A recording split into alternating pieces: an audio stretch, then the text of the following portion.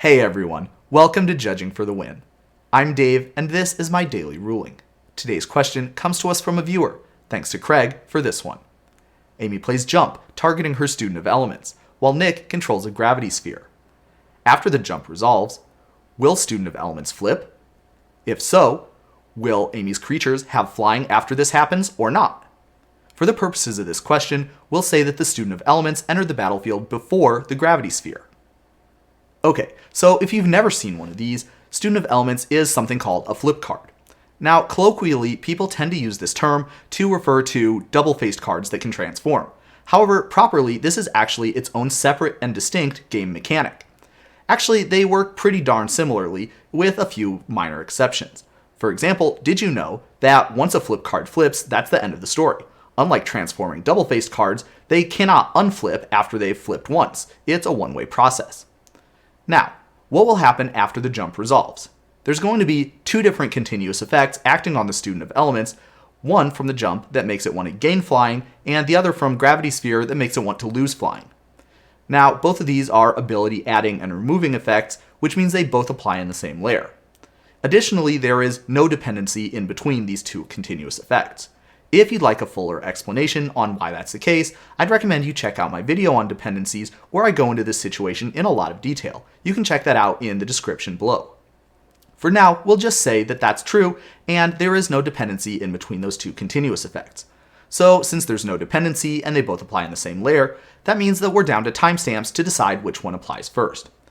Now, the jump is going to have a timestamp based on when the jump spell resolved, and the gravity sphere is going to have a timestamp based on when it entered the battlefield. So that means the gravity sphere has an earlier timestamp, and it's going to apply first, losing flying from all of Amy's creatures.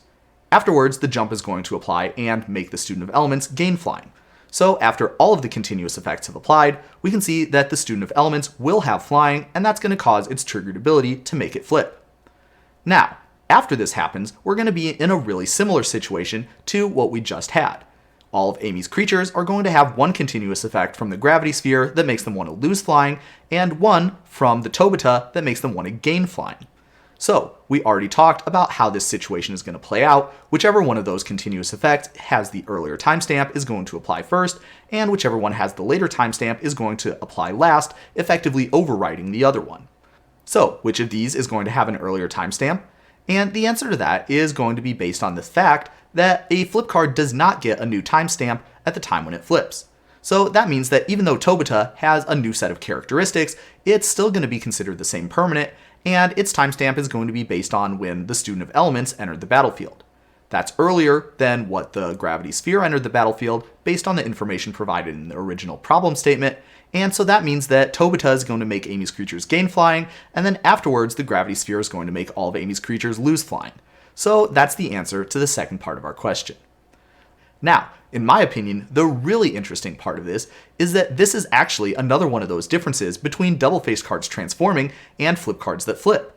It turns out that double-faced cards that transform actually do get a new timestamp at the time when they transformed. So that means that if they were going to make an analogous card to Tobita as a double-faced card that transformed and had the creatures you control have flying on the back half, that means that it would work the exact opposite way from what we had just discussed. Given the current rules, a transforming double-faced card would get a new timestamp when it transformed, so when this new transforming Tobita would transform into its back half, then that would mean that it would get a new timestamp, and that would mean that it would be later than the gravity sphere making all of the creatures lose flying. And so that means it would make all of Amy's creatures gain flying the way you probably expected would happen.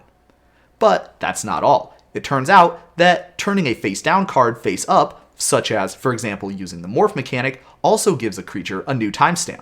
So that means that if they were to print a morph version of Tobita, that would also function to give all of your creatures flying.